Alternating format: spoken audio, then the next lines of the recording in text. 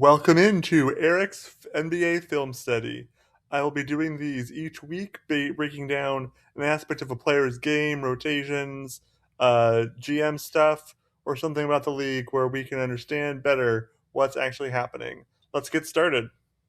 Today's film study will be on Nickeil Alexander-Walker, who was traded from Minnesota to Atlanta this last offseason, and has really jumped his scoring.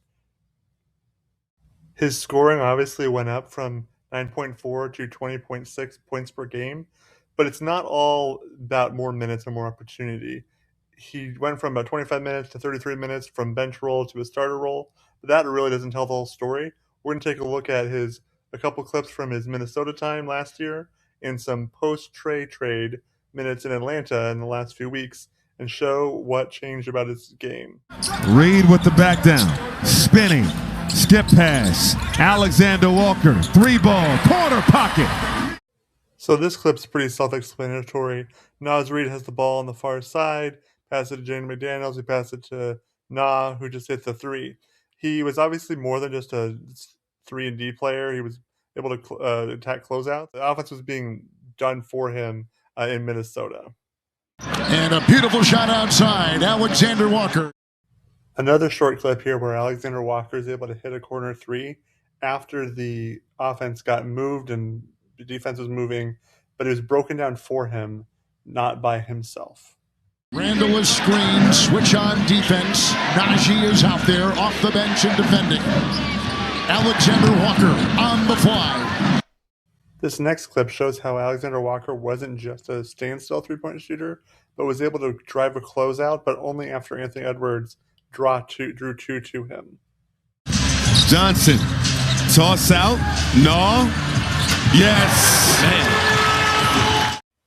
Here we see Jalen Johnson be able to drive and Na being able to hit the spot up three as he did in Minnesota, now that he's with Atlanta.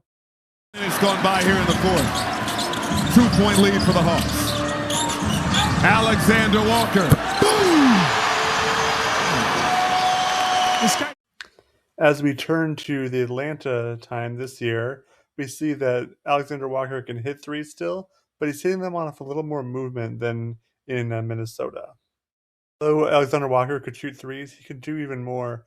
His catch and shoot percentage went down, showing how he could create more offense. To keep it alive, Vincent comes out of there with it. It's a really good fight from Bradley, keep the possession alive. Alexander-Walker! Oh, beautiful finish with the left. Here we see Alexander-Walker get a reset. No one made the defense move, and he beat Brunson and got a finger roll layup. It's been eliminated. They haven't been able to get stops and be able to run. Daniels from deep. In this clip, Alexander-Walker is actually able to break down the defense himself and pass it to Dyson Daniels in the corner for a three. So that's something that he just didn't really do much, or wasn't asked to do in Minnesota. Sets up Johnson. Back to No. Alexander-Walker, tough turnaround. It drops.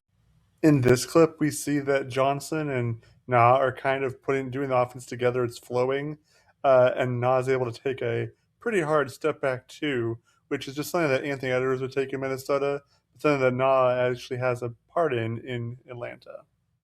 He could play with any grouping of guys. Just smart play, sealing his guy to pass over the top. Alexander-Walker buries a three from up top. Here, Alexander-Walker is going to take the handoff and kind of run the offense a little bit, and then end up as the guy comes off him too far, he just takes the step back three. It's a great improvement from him. Jordan, you know this field's got to be elite. I mean, they were okay with kind of getting off of Trae Young, who's one of the more premier point guards in all of the NBA. Here's another example of the Atlanta offense. It's flowing. McCollum passes to Alexander-Walker. He's able to drive the offense, get a kind of a double teams, take a step back two, and get fouled in a way that he just wouldn't have the opportunity to, or seemingly the ability to in Minnesota. Basically, the Atlanta system that Quin Snyder has made after he believed in Na is perfect for him. He's having a breakout season, and it's incredible. The proof of how well this system is running is that Jalen Johnson, the Hawks' best player, holds the ball the second least per touch in the NBA behind Jokic. That means that it's flowing and the ball is not stopping. As proof of Nas' improvement, he's over a 50-40-90 season on this post trade deadline for the last couple of months. And that's only been done by 9 players in NBA history over the full season. Obviously, it wouldn't continue, and he probably would fall short of that. But the fact that he's even over those numbers for this amount of time shows how well Atlanta's offense is working for him and how well it was that Snyder believed in him. Good job, Nah. If you like this film study on Nah, hit me up at Eric_Sar on Twitter X. And I'm going to be doing some more of these every week. I already have a couple ideas in the hopper. But if you have an idea of something you want to see, let me know. Thanks. Have a good one.